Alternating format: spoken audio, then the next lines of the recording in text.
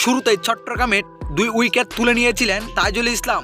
এই 2 উইকেটের বেশ ব্যাটিং চাপে পড়ে যায় চট্টগ্রাম চ্যালেঞ্জার্স। তারপরও অসাধারণ ব্যাটিং করে সবাইকে তাক লাগিয়ে দিয়েছেন আভিস্কো ফার্নান্দো। দর্শক, এদিন টসে হেরে ব্যাটিংয়ে নেমেছিলেন চট্টগ্রাম চ্যালেঞ্জার্স। ব্যাটিংয়ে নেমেই প্রথমে তানজিদ হাসান তামিমকে হারিয়েছিলেন চট্টগ্রাম চ্যালেঞ্জার্স।